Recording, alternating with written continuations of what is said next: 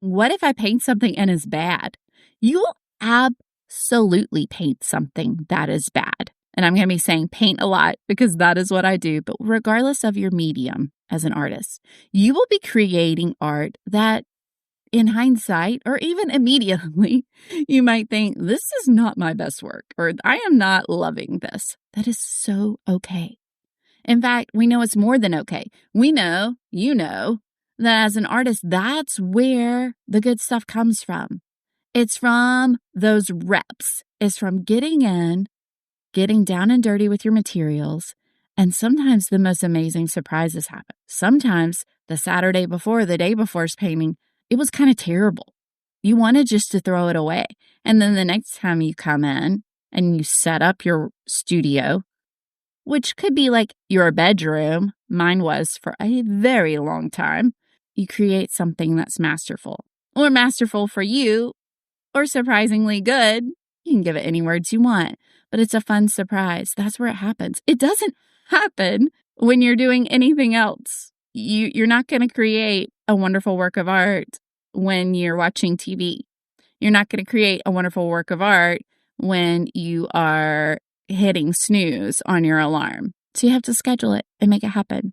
Phase 2 of my journey was hearing a lot of no's. So I began creating a lot of art, and I began getting some good positive feedback on Instagram, which was super kind, super encouraging. And so I thought, okay, well, now I've got a lot of art and I don't want it just to stack up around my house. I want to begin looking at a way that I could sell it. So I started thinking like, okay, I started following galleries and online collectives, and I'm thinking, I want them to sell my work, but I do not know if I am prepared to hear all the no's that I know I'm going to hear. I got over myself and bit the bullet. And I started with some DMs to collectives, to galleries, looked up, of course, a lot of these have application links, and began to fill out those application process, submitting the images of my top 3 works that I really liked.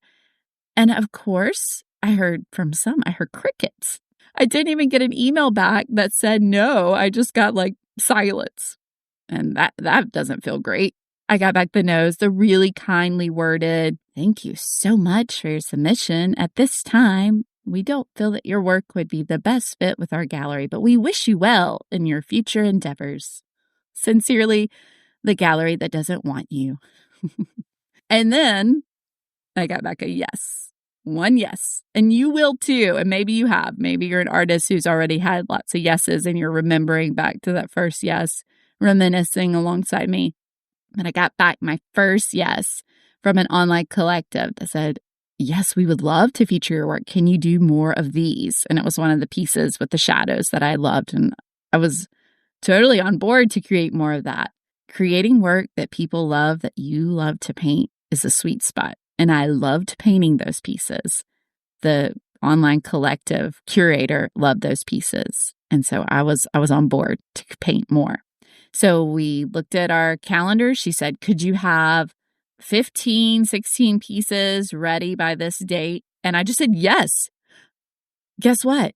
I got them done, even though I did not know how I was going to get that much art done before then. I said yes, and I got it done. And I loved most of them. There were a few that probably weren't the best of the entire collection, but eventually they all sold. I had that first yes, I had my first collective, and I began to slowly build a website, and I began to slowly build my Instagram audience. It went from little private Instagram to my public business Instagram. I began to add more and more art images, and it transitioned to becoming my Kelly Pelfrey Art business Instagram, the one that you see today.